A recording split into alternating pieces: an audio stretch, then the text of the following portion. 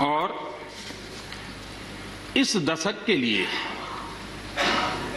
एक मार्ग प्रशस्त करने वाला राष्ट्रपति जी का उद्बोधन रहा। आदरणीय सभापति जी, मैं राष्ट्रपति जी का तहे दिल से आभार व्यक्त करने के लिए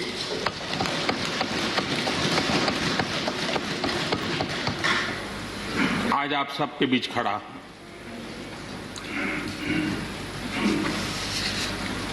राज्यसभा में करीब 13-14 घंटे तक 50 से अधिक मान्य सदस्यों ने अपने विचार रखे, बहुमूल्य विचार रखे, अनेक पहलुओं पर विचार रखे और इसलिए मैं सभी आदरणीय सदस्यों का हृदयपूर्वक आभार भी व्यक्त करता हूं इस चर्चा को समृद्ध बनाने के लिए। अच्छा होता कि राष्ट्रपति जी का भाषण सुनने के लिए भी सब होते तो लोकतंत्र की गरिमा और बढ़ जाती और हम सबको कभी गिला शिकवा न रहता कि हमने राष्ट्रपति जी का भाषण सुना नहीं था। लेकिन राष्ट्रपति जी के भाषण की ताकत इतनी थी कि न सुनने के बावजूद भी बहुत कुछ बोल पाए। ये अपने आप में उस भाषण की ताकत थी, उन विचारों की ताकत थी, उन आदर्शों की ताकत थी कि जिसके कारण न सुनने के बाद भी बात पहुंच गई। और इसलिए मैं समझता हूं इस भाषण का मूल्य अनेक गुना है। आदरणीय सभापति जी, जैसे मैंने कहा, अनेक चुनौतियों के बीच राष्ट्रपति जी का इस दशक का प्रथम भाषण हुआ। लेकिन ये भी सही है कि जरा पूरे विश्व पटल की तरफ देखते हैं, भारत के युवा मन को देखते हैं, तो ऐसा लगता है कि आज भारत सच्चे अर्थ में एक अवसरों की भूमि है। अनेक अवसर हमारा इंतजार कर रहे हैं और इसलिए जो देश युवा हो, जो देश उत्साह से भरा हुआ हो, जो देश अनेक सपनों को लेकर के संकल्प के साथ सिद्धि को प्राप्त करने के लिए प्रयासरत हो, वो देश इन अवसरों को कभी जाने नहीं दे सकता। हम सब के लिए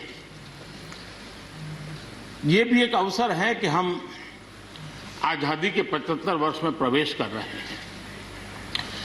ये अपने आप में एक प्रेरक अवसर है।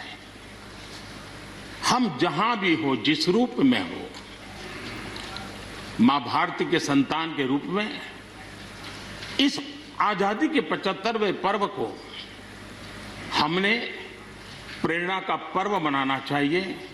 देश को आने वाले वर्षों के लिए तैयार करने के लिए कुछ न कुछ कर गुजरने का होना चाहिए। और 2047 में देश जब आजादी की शताब्दी मनाए तब हम देश को कहां तक ले जाएंगे, इन सपनों को बार बार हमने लेते रहना चाहिए।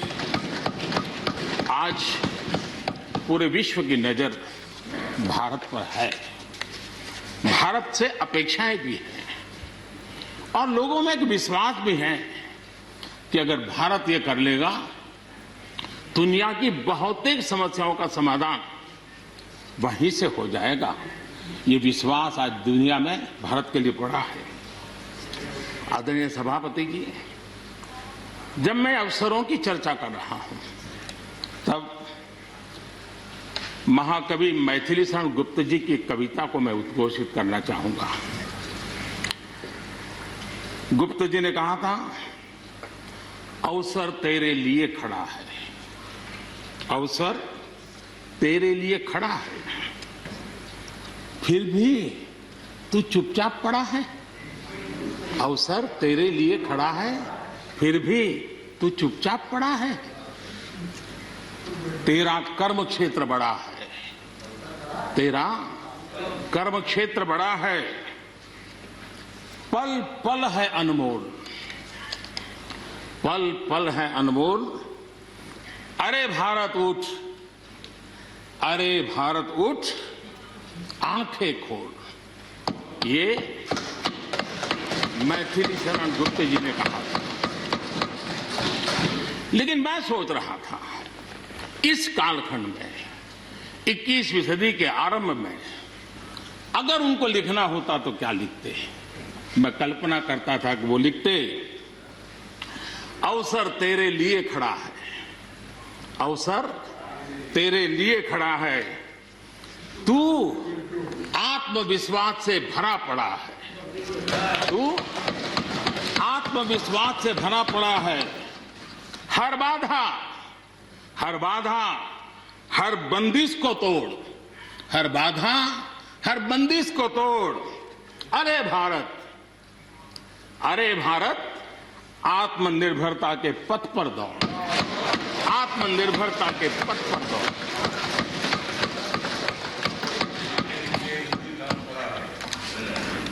आदरणीय सभापति जी, कोरोना के दौरान किस प्रकार की वैश्विक परिस्थितियां बनी, कोई किसी की मदद कर सके ये असंभव हो गया। एक देश दूसरे देश को मदद न कर सके, एक राज्य दूसरे राज्य को मदद न कर सके, यहां तक कि परिवार का एक सदस्य दूसरे परिवार की सदस्य की मदद न कर सके, वैसा माहौल कोरोना के कारण पैदा हुआ। भारत के लिए तो दुनिया ने बहुत आशंकाएं जताई थी, विश्व बहुत चिंतित था कि अगर कोरोना की इस महामारी में अगर भारत अपने आप को संभाल नहीं पाया तो न सिर्फ भारत लेकिन पूरी मानव जात के लिए कितना बड़ा संकट आ जाएगा, ये आशंकाएं सबने जताई। करोड़ों लोग फंस जाएंगे, लाखों लोग मर जाएंगे। हमारे यहां भी डराने के लिए भरपूर बातें भी हुई। अरे ये क्यों हुआ, ये मेरा सवाल नहीं है, क्योंकि एक अननोन एनिमी क्या कर सकता है किसी को अंदाज नहीं था। हर एक ने अपने अपने तरीके से आकलन किया था। लेकिन भारत ने अपने देश के नागरिकों की रक्षा करने के लिए एक अननोन एनिमी से, और जिसकी कोई पूर्व परंपरा नहीं थी कि ऐसी चीज को ऐसे डील किया जा सकता है, इसके लिए ये प्रोटोकॉल हो सकता, कुछ पता नहीं था। एक नए तरीके से, नए सोच के साथ हर किसी को चलना था। हो सकता है कुछ विद्वान सामर्थ्यवान लोग, उनको कुछ और विचार हो सकता है, लेकिन था ये कि एक अननोन एनिमी था और हमें रास्ते भी खोजने थे, रास्ते बनाने भी थे और लोगों को बचाना भी था। उस समय जो भी ईश्वर ने बुद्धि, शक्ति, सामर्थ्य दिया, इस देश ने उसको करते हुए देश को बचाने में भरसक काम किया है। और आज दुनिया इस बात का गर्व कर रही है कि इस वाकई भारत ने दुनिया की मानव जात की रक्षा करने में बहुत बड़ी अहम भूमिका निभाई। ये लड़ाई जीतने का यश किसी सरकार को नहीं जाता है, न किसी व्यक्ति को जाता है, लेकिन हिंदुस्तान को तो जाता है। गर्व करने में क्या जाता है? विश्व के सामने आत्मविश्वास के साथ बोलने में क्या जाता है? इस देश ने किया है, गरीब से गरीब व्यक्ति ने इस बात को किया है।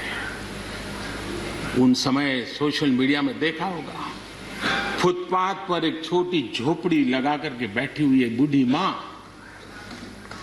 वो भी घर के बाप की झोपड़ी के बाहर दिया जला करके भारत के शुभ के लिए कामना करते। हम उसकी मजाक उड़ा रहे हैं, उस भावनाओं का मखौल उड़ा रहे हैं। समय है, जिसने कभी स्कूल का दरवाजा नहीं देखा था, उसके मन में भी देश के लिए जो भी दिया जला करके भी देश की सेवा कर सकता हूं तो करूं, इस भाव से किया था।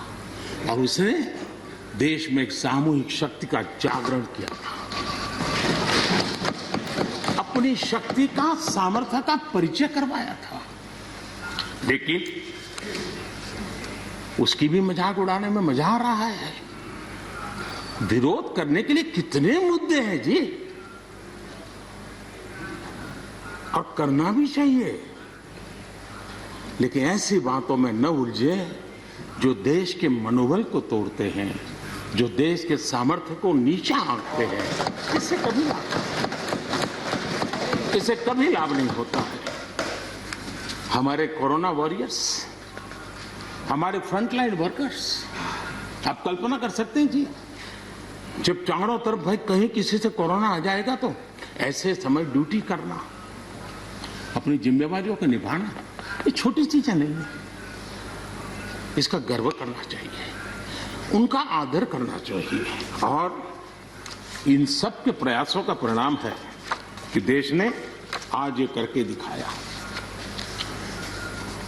हम जरा भूतकाल की तरफ देखें, ये आलोचना के लिए नहीं है, उन स्थितियों को हमने जिया है।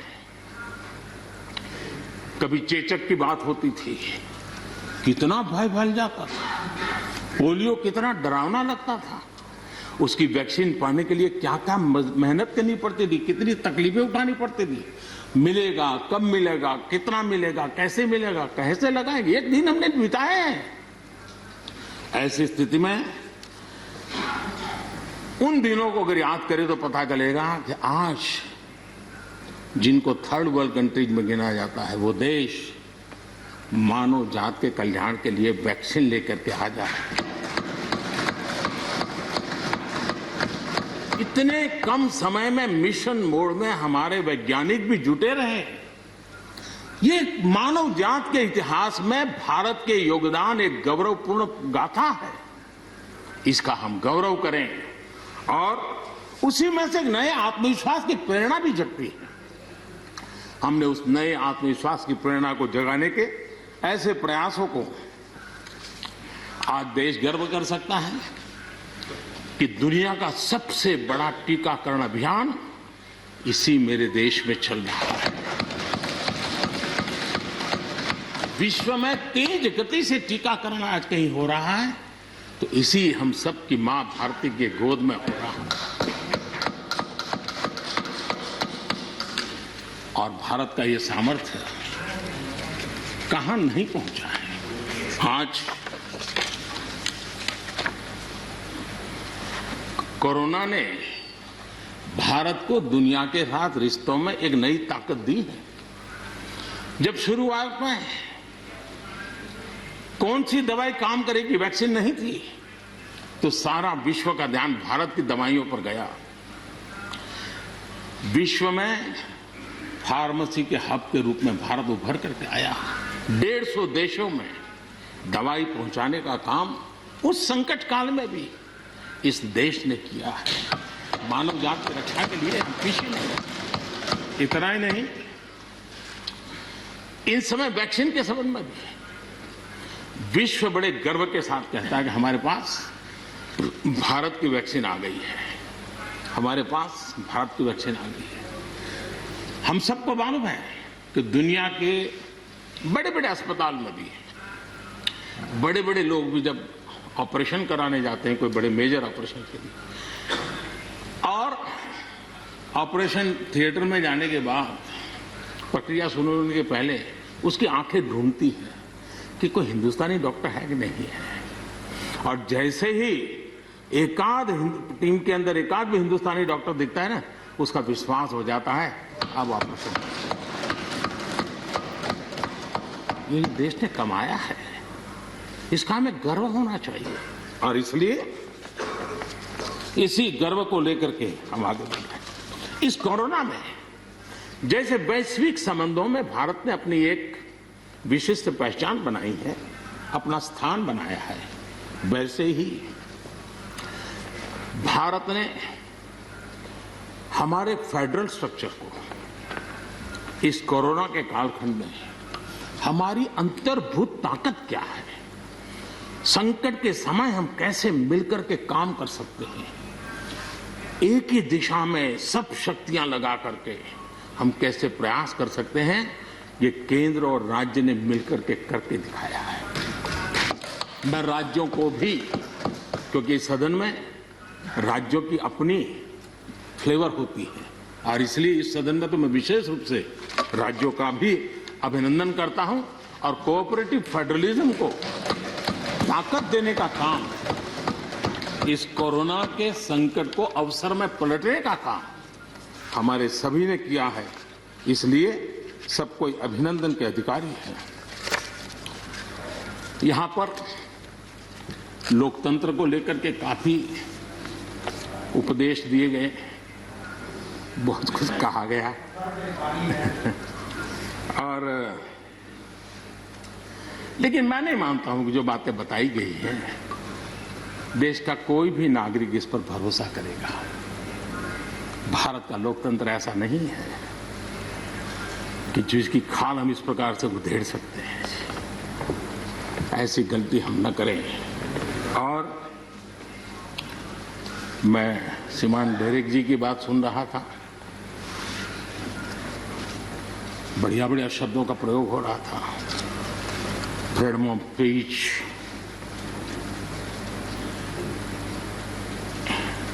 इंटिमिडेशन, हाउडिंग। जब शब्द सुन रहा था तो लग रहा था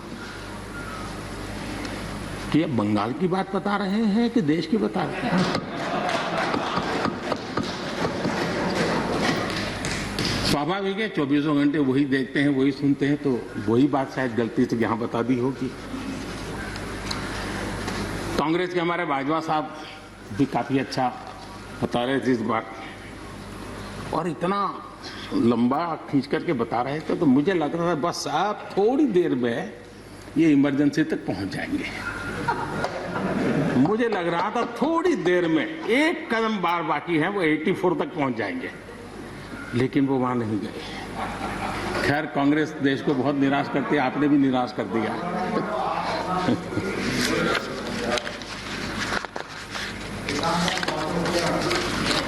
माननीय सभापति जी, मैं एक कोट इस सदन के सामने रखना चाहता हूं और खास करके